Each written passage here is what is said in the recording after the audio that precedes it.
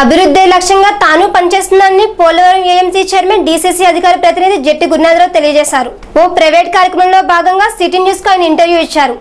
City cable MD Palapati శ్రీనివాస్తో face to face జరిగిన ఇంటర్వ్యూలో జట్టి గురునాథరావు తన అభిప్రాయాలను పంచుకున్నారు. జంగాల్లో మారుతున్న సమీకరణాలు ఎప్పటికప్పుడు కొత్త న్యూస్ తెలుసుకోవడం చాలా ఆతృతగా ఎదురు చూశారు. ఈ 18వ తారీఖున ఏదో అనౌన్స్మెంట్ వస్తుంది, జంగారెడ్డిలో రాజకీయ సమీకరణాలు మారతాయని ఎదురు చూశారు. అవి కూడా మనం చూసాం. అయితే ఆ సమీకరణాలకి గతంలో జరుగుతున్న కాంగ్రెస్ పార్టీలో జరుగుతున్న అనేక మార్పులు చేర్పుల విషయంలో ఒక కార్యక్రమంలో ఎదురైన మన జంగారెడ్డి పట్టణం కాంగ్రెస్ నాయకులైనటువంటి జట్టి గురునాథరావు గారితో ఫేస్ టు ఫేస్. రాంబాబు గారు, గురునాథ రాంబాబు గారు అని మీరు ఎంతో కాలంగా టీడీపీ హయాంలో కూడా ఆ పార్టీ వారు కూడా ఆశ్చర్యపోయే రీతిలో మీరు చక్కగా ప్రజలకు దగ్గరగా ఉంటూ కూడా మీరు ఎంతో సర్వీసులు ఇచ్చారు. ఆ టైంలోనే మీరు చక్కగా చేసిన తర్వాత ఫస్ట్ టర్మ్ ఇప్పుడు రెండో టర్మ్లోకి వచ్చిన తర్వాత కాంగ్రెస్ పార్టీలో దివంగత ముఖ్యమంత్రి రాజశేఖర రెడ్డి గారు చనిపోయిన తర్వాత ఎన్నో మార్పులు చేర్పులు మన ప్రాంతానికి కూడా వచ్చినాయి. అందులో భాగంగా కరాట రాంబాబు గారు మీకు మధ్య బయట అనుకునే మాటలు మీ ఇద్దరి మధ్య ఎలా ఉన్నదో తెలియదు, కానీ ఏవో వీళ్ళ మధ్య ఒక వివాదం వచ్చిందని, మీరు ఎంపీ గారి వర్గం, ఆయన ఒక వర్గంగా ఉంటూ వచ్చారని, ఆయన నచ్చిన సీట్ ఇవ్వడం, ఇదంతా మనం చూసాం.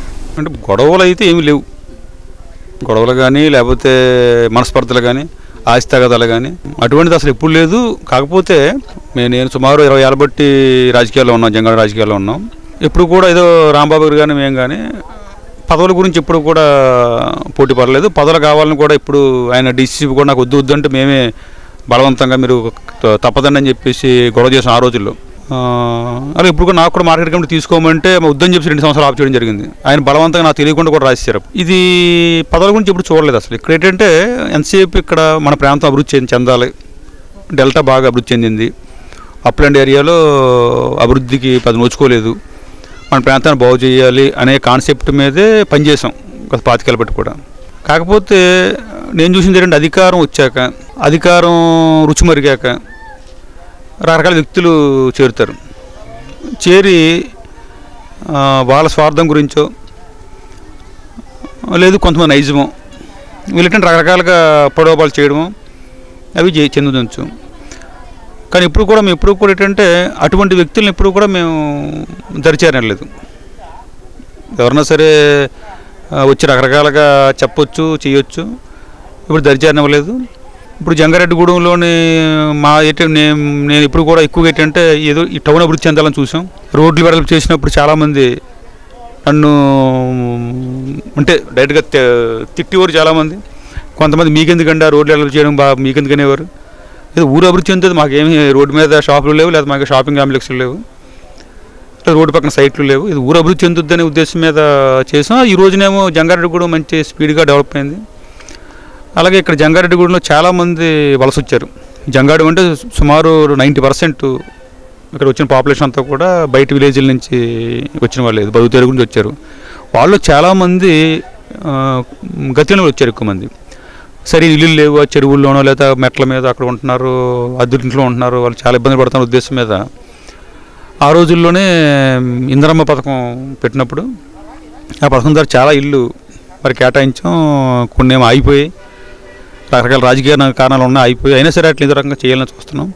ఈ 2009 తర్వాత కూడా మరి నాకైతే 9 తర్వాత ఇది చింతపూడిలో జంగారెడ్డి రావడం, మరి అభివృద్ధి విషయంలోనేమో మరి అన్నీ జరుగుతున్నా సరే ఇల్లు కాలనీస్ మట్టుకు ఇవ్వలేకపోయాం. ఇప్పుడు మీరు చెప్పింది విభేదాలు ఉన్నాయని చెప్పారు మీరు. విభేదాలు అంటే ఏదైనా కాజు ఒక పదవి గురించి పోటీ పడినప్పుడు, లేదా ఏదైనా డబ్బులు పంపకం దగ్గర తేడా వచ్చినప్పుడు విభేదాలు వస్తాయి. రాజకీయ నాయకులు ఏదో స్కామ్ చేస్తారు, స్కామ్ చేసి నీకు సగం నాకు సగం అంటారు, అదే వాడా సరి పంచకపోతే విరోధం రావచ్చు. లేదా పదవి కట్టు వచ్చినప్పుడు నాకు ఈ పదవి కావాలి, విరోధాలు రావచ్చు. ఏం మధ్యేమీ లేవు, ఏ గొడవలు లేవు. ఎంపీ గారు అంటే ఎంపీ గారు కూడా ఎప్పుడు కూడా ఇక్కడ రాజకీయాల్లోనే కలగేసిన వ్యక్తి కాదు. గత 3 సంవత్సరాలు కూడా ఎంపీ గారు ఇప్పుడు కూడా రాజకీయాల్లోనే ఆయన ఎంటర్ అవ్వలేదు కూడా. ఇక్కడ మొత్తం టోటల్ గత 3 సంవత్సరాలు మన ఎలక్షన్ వరకు కూడా కంప్లీట్ రాంబాబు గారు చెప్పిందే వేదం కింద వెళ్ళింది తప్పించి రాంబాబు గారిని కాదని ఏ ఒక్క విషయం కూడా జరగలేదు. ఒక్క సీటు విషయంలో మట్టుకు అక్కడ ఆ సీటు అతనికి ఈ రాంబాబు గారు సూచించిన వ్యక్తి కాకుండా వేరే వాళ్ళకి ఇద్దామనే విషయంలో ఒక డిఫరెన్స్ వచ్చాయి.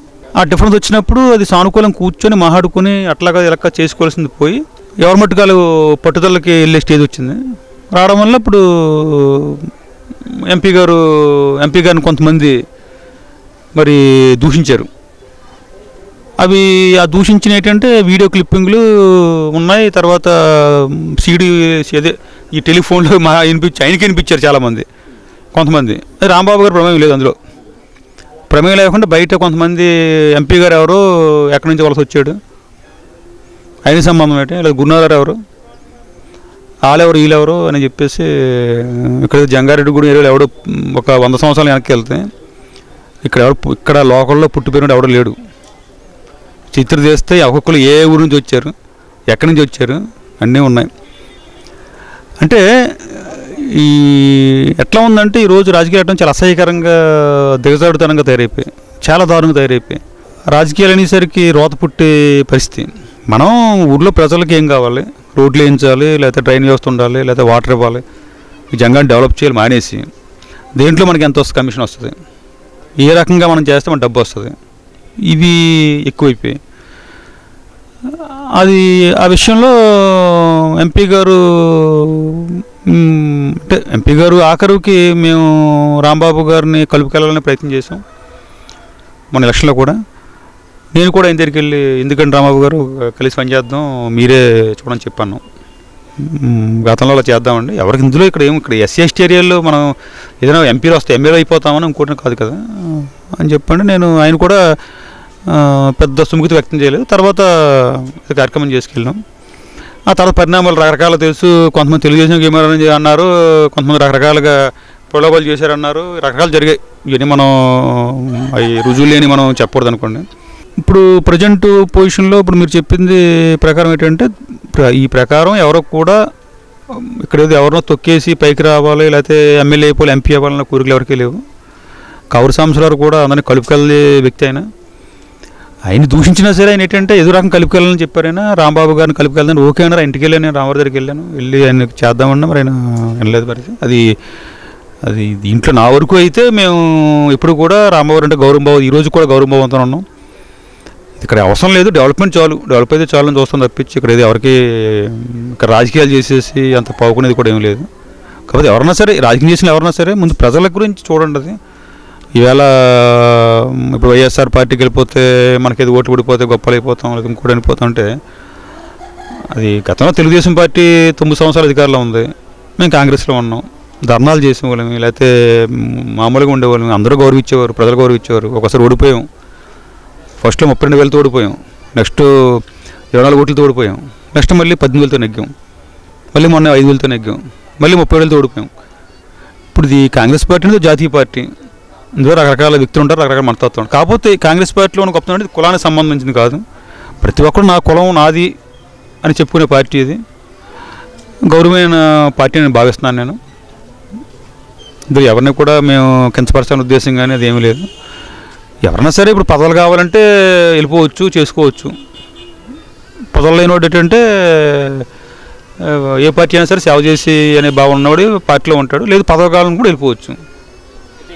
ప్రధానంగా మొన్న బై ఎలక్షన్లో చూసినప్పుడు మీరు రాంబాబు గారు చూపించిన క్యాండిడేట్ కాకుండా అధిష్టానం ఏదో అంటే ఇక్కడ ప్రజల్లో కానీ కొంతమంది మీడియా వారు కానీ లేకపోతే అనుయాయులు కానీ ఏమనుకున్నారంటే మీరన్న కౌరు సాంబశివరావు గారు ఎంపీ గారు మీరు అనుకున్న క్యాండిడేట్గా షర్న్గా ఇచ్చినట్టు. దాంట్లో ఫస్ట్ మీరు వెళ్ళడం కూడా ఈ ఎంపీ గారు మా కాంగ్రెస్ కార్యకర్తలు కాంగ్రెస్ అభిమానుల దగ్గరికి వెళ్లకుండా ఓట్ల కోసం తెలుగుదేశం వారి దగ్గరికి వెళ్ళి ముందు మీ ఓట్లు కూడా మాకు వేయండి అని చెప్పడం, కాంగ్రెస్ వారు అంతా బాధపడడం, అందువల్లే మీ రిజల్ట్ అలా వచ్చిందని ఈరోజు మీటింగ్లో కూడా మాట్లాడడం జరిగింది. అది మీరు ఎలా సమర్థించారు?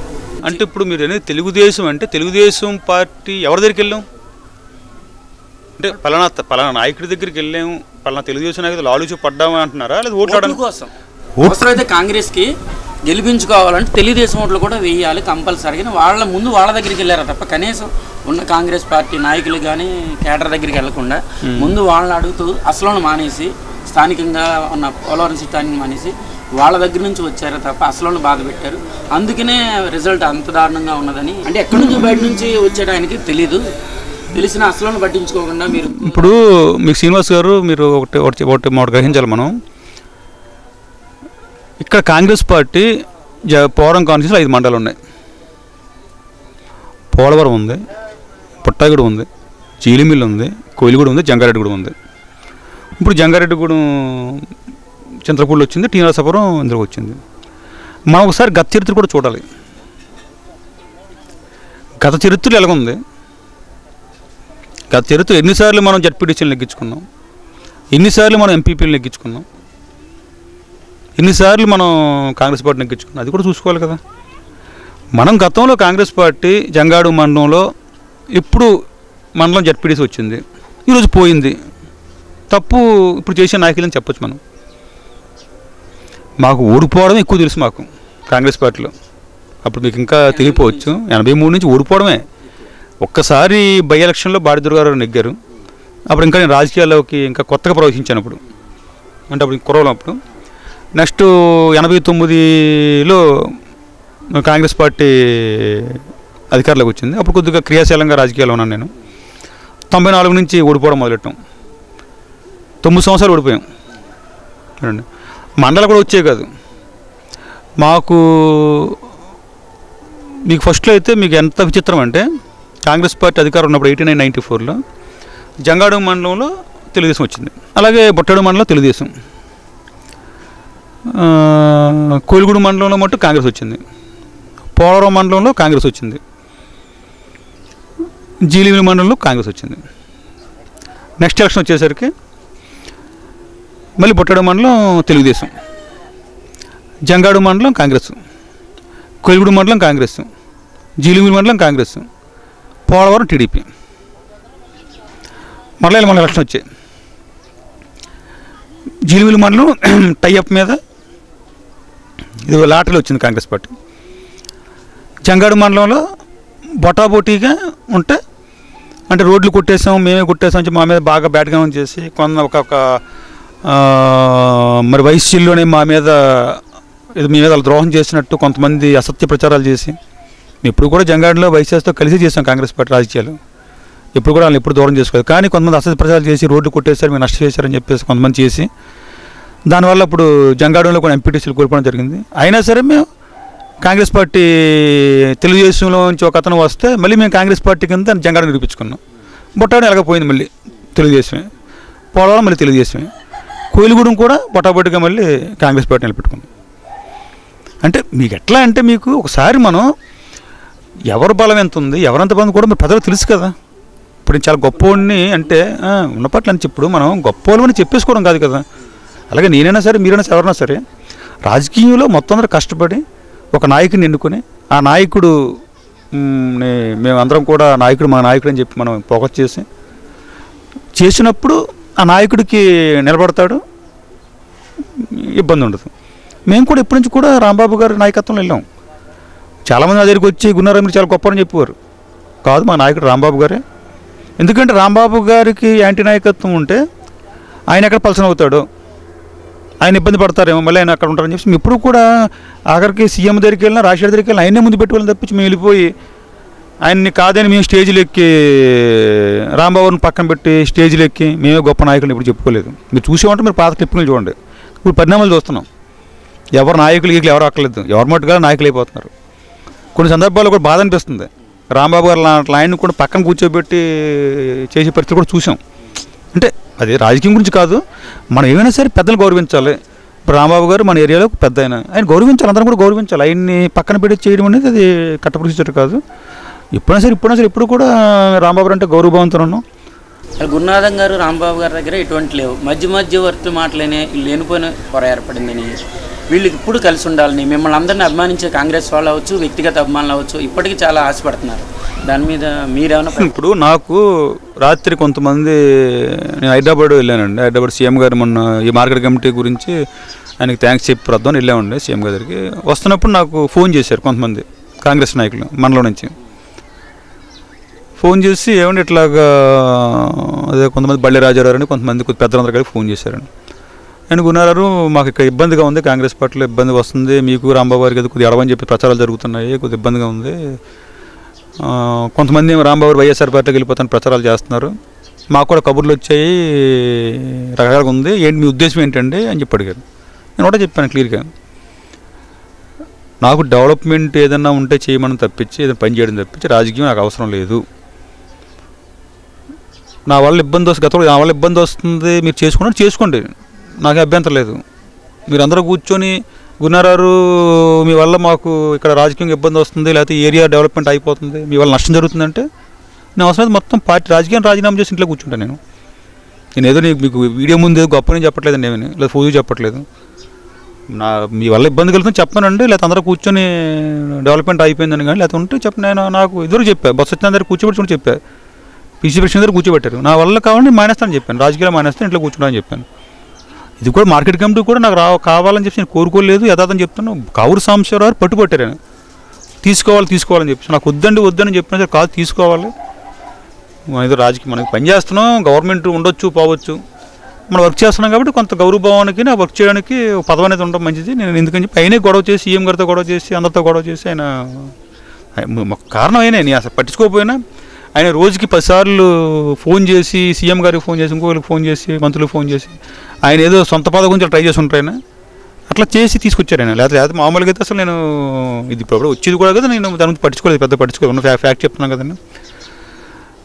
అది చెప్పాను వాళ్ళకి, నాకు మీరు డెసిషన్ తీసుకోండి రాజాగారు, నాకు రాంబాబు గారితో కలిసి పనిచేయమని నాకు అభ్యంతరం లేదు, ఈరోజు చెప్తున్నాను మీకు, కలిసి పనిచేయమని పని చేస్తాను, ఆయన కింద పనిచేయమని పని చేస్తాను, లేదా రాజకీయ మానేస్తాను, మీ అందరికీ ఇబ్బంది అయితే నాకు అవసరం లేదు అని చెప్పి ఇందులో వేరే లేదండి. వైఎస్ఆర్ పార్టీ గురించి వెళ్తున్నారని మీకు రాంబాబు గారి గురించి చెప్పాను కదా సార్. ఈ పార్టీ పెట్టిన కొత్తలో వైఎస్ఆర్ పార్టీ కొంతమంది అంటే మీరు గురునాథం గారు వెళ్ళిపోవచ్చు, అప్పట్లోకే కొంచెం వచ్చింది రాంబాబు గారికి మీకు ఉన్నట్టు ఆయన వెళ్ళిపోవచ్చని, ముందుగా మీకంటూ కాంగ్రెస్ పార్టీ జంగాంటంలో అన్యాయాన్ని ముందు పంపించి తర్వాత గురునాథం గారు వెళ్తారు. అయితే ఇప్పుడు బొత్స సత్యనారాయణ గారు మన పీసీ చీఫ్ అవడంలో ఆయన ఆగిపోయారు. అది అంతా మర్చిపోయే లోపల రాంబాబు గారు వెళ్ళిపోతున్నారని ప్రజలందరికీ విస్మయం కలిగించే వార్తను మేము విన్నాం. దీన్ని ఎలా అంటే మీకు ఎట్లా అంటే మేము మొట్టమొదటి నుంచి కూడా కాంగ్రెస్ పార్టీ, మీకు 2009లో పిఆర్పి వచ్చింది. పిఆర్పి వచ్చినప్పుడు కొన్ని రూమర్స్ వచ్చాయి, మీకు తెలిసే ఉంటుంది, కొంతమంది పార్టీ వెళ్ళిపోతున్నారని చెప్పేసి. నా గురించి ఏమైనా వచ్చిందంటే నన్ను తిట్టేవారు చాలామంది, మీరు ఎందుకు పిఆర్పి వాళ్ళని డిస్కస్ చేస్తారని చెప్పేసి. నేనేం చెప్పాను, ఇప్పుడు మనకి కాంగ్రెస్ పార్టీలో ఉన్నాం, చిరంజీవి గారు అంటే మాకేం యాంటీ కాదు, ఆయన్ని అభిమానించే వాళ్ళమే, డెవలప్మెంట్ చేసుకొని మనం రాజశేఖర రెడ్డి గారి ద్వారా మా ప్రాంతాన్ని డెవలప్ చేసుకున్నాం, అందరికీ పేరు ప్రఖ్యాతులు వచ్చాయి, 100 పక్కల హాస్పిటల్ ఇచ్చాడు ఆయన, ఊరికి ఎన్నో చేశాడు ఆయన, అక్కడ పోగొని రిజర్వాయర్ ఇచ్చాడు ఆయన, పోరం ప్రాజెక్టు గురించి కృషి చేస్తున్నాడు ఆయన, అన్ని రకాలుగా మనకి ఏం కావాలో చేశాడు ఆయన. అన్ని పనులు చేసిన వ్యక్తిని మనం వదిలేసి వెళ్ళిపోతే అది కరెక్ట్ కాదు అని నేను ఖండించాను అందరికీ. పదవి లేకపోతే ఉంటాం, మాకు పదవి లేకపోతే అలవాటు కదా, మాకు కొత్త కాదు కదా పదవి లేపడం అనేది, అధికారం లేకపోవడం అని చెప్తున్నాం. మొన్న వైఎస్ఆర్ పార్టీ జగన్ గారు పార్టీ పెట్టిన కొత్తలో, అదే జగన్ గారు పాదయాత్ర మన ఓదార్పు యాత్ర చేసిన కొత్తలో అందరం కలిపి ఎంపీ గారు, పీతం సత్యనారాయణ గారు, వసంత గారు అందరూ కూడా కలిపి ఓదార్పు యాత్రలో పాల్గొన్నాం. ఏదో రాజశేఖర రెడ్డి గారి అబ్బాయికి ఏదో అన్యాయం జరిగింది, జగన్ గారికి అన్యాయం జరిగింది, కాంగ్రెస్ పార్టీ పట్టించుకోవట్లేదు అని ఒక రకమైన సింపతి తోటి అందరం కూడా ఉన్నమాట కరెక్టే. తర్వాత రాను ఏంటంటే కాంగ్రెస్ పార్టీలో ఏదైనా సరే ఓర్పు ఉండాలి, అంటే సోనియా గాంధీ గారు ఇంకొకరిని కూడా అందరూ కూడా త్యాగం చేసిన వాళ్ళు. ఎందుకు ఈ రకంగా పార్టీ పెట్టి ఈ రకంగా ఇబ్బందులు వస్తున్నాయని చెప్పి ఉద్దేశం మీద మీ అందరం కూడా కొద్దిగా బాధపడిన మాట వాస్తవం. ఎందుకు ఇట్లా చేసుకున్నారో, జగన్ గారిని ఎందుకు దూరం చేస్తున్నారని చెప్పనేసి. ఇప్పుడు ఈ రోజున జరుగుతున్న పరిణామాలు చూస్తుంటుంటే ఇప్పుడు పోటీగా మన అవిశ్వాస తీర్మానం పెట్టారు. ఇక్కడ ఒక బాధాకర విషయం ఏంటంటే వైఎస్ రాజశేఖర రెడ్డి గారు తీసుకొచ్చిన ప్రభుత్వాన్ని నేను పడగొట్టను అని చెప్పిన నాయకులు విశ్వాసాన్ని సపోర్ట్ చేయడం అనేది చాలా బాధాకర విషయం. అంటే ఎవరు కూడా మాట మీద నిలబడుతున్నారు అనేది అసలు ఏం అర్థం అవట్లేదు, ఏ రాజకీయ నాయకుడు కూడా ఏం అర్థం అవట్లేదు. ఎంతసేపు ఎవరి మట్టుగాలకి పదవి మనకి ఎలాగొచ్చింది, ఏ మార్గంలో వస్తుంది పదవి రావాలి అనే జయంతో ఎక్కువ ఉన్నారు. మీరు చెప్పినట్టు కొంతమంది ఇక్కడ జరుగుతున్న రాజకీయ పరిణామాల వల్ల మరి ఎప్పటి నుంచో తెలుగుదేశంలో 9 సంవత్సరాలు తెలుగుదేశం పార్టీ అధికారంలో ఉన్నప్పుడు వీళ్ళేమో తెలుగుదేశం పార్టీతో గొడవపడి ఆ రోజుల్లో తెలుగుదేశం పార్టీ నాయకులు ఆ ముప్పిడి సీన్ అవనండి, కేశబాబు అవనండి ఎంపీపీగా వీళ్ళు ఉండగా వీళ్ళని కూడా నాయకులు విద్యార్థులు కూడా మీకు ఎందుకయ్యా గొడవ మాతో కలిసిపోండి అని చెప్పిన సందర్భాల్లో కూడా వీళ్ళు పోటీ ఎదిరించేవారు. ఎదిరించి జంగారెడ్డిగూడెంలోనే మేము అందరం కలిపి నాయకత్వంలో వాళ్ళు పార్టీని చాలా నిలబెట్టారు. ఉన్న ఫ్యాక్ట్ చెప్పుకోవాలి. కానీ వాళ్ళు కలిసిపోయి ఉంటారు. ఆ రోజునే వాళ్ళు బాగా ఇంకా సంపాదన అనేది ఎలాగున్నాయండి, ఇంకా ఏమి బాగా సంపాదించుకొచ్చాము, కానీ పార్టీ కూడా నాశనం అయిపోయింది. కానీ వాళ్ళు ఇప్పుడు పోరాటం చేసి జనభూమిలోని కూడా గొడవలు చేసిన సందర్భాలు ఉన్నాయి. తర్వాత కార్యక్రమాలు ఏమైందంటే ఈ 2009 ఎలక్షన్ జరిగిన తర్వాత కొన్ని అపోహల వల్ల ఉన్నామండి, కొన్ని రకాల రాజకీయ పరిణామాల వల్ల ఉన్నామండి. మొదటి నుంచి కాంగ్రెస్ పార్టీకి కష్టపడి గుర్తించిన పనిచేసిన వాళ్ళు గుర్తింపు రాలే. పీఆర్పీలోకి వెళ్ళిపోయి మళ్ళీ ఎమ్మటే పీఆర్పీలోంచి కొంతమంది వచ్చారు కాంగ్రెస్ పార్టీలోకి. నిజమైన పీఆర్పీ వాళ్ళు మటు చిరంజీవి అంటిపెట్టుకుని ఉన్నారు. వాళ్ళు మొన్న వచ్చారు మా దాంట్లోకి. వాళ్ళు ఆ పీఆర్పీ కార్యకర్తలు నిజంగా మెచ్చుకోవాలి. ఎందుకంటే వీళ్ళందరూ చాలామంది అధికారం 2009లో చిరంజీవి వచ్చేస్తారని చెప్పేసి పారిపోయారు. చిరంజీవి గారి పార్టీ ఫెయిల్ అయిపోయింది, సీట్లు అన్నా సరే చక్కమని కాంగ్రెస్ పార్టీ దూకేశారు చాలామంది. ఎవరు పేర్లు పెట్టడం మొత్తం మన జంగాడం గురించి అని కాదు, రాష్ట్ర వ్యాప్తంగా దూకేసి మళ్ళీ చిరంజీవి గారిని మళ్ళీ తిట్ట మొదలెట్టారు. కానీ కొంతమంది మటు నిజమైన కార్యకర్తల మట్టుకు పీఆర్పీలో ఉన్న మట్టుకు చిరంజీవి గారితో ఉండిపోయారు. అలాగా ఈ రోజున కాంగ్రెస్ పార్టీ బలం సగం బలం అదే. ఈ రోజున చెప్పాలంటే వాళ్ళు చిరంజీవి గారితో పాటు కాంగ్రెస్ పార్టీలో చేరారు. వాళ్ళు నిజమైన నాయకులు చెప్పాలి. ఎందుకంటే ఒకరు నమ్ముకున్నారు పార్టీని, చిరంజీవి గారితో ఉన్నారు. ఈరోజు చిరంజీవి కాంగ్రెస్ కలిశారు, వాళ్ళు కూడా కాంగ్రెస్ పార్టీలోకి వచ్చి పనిచేస్తున్నారు.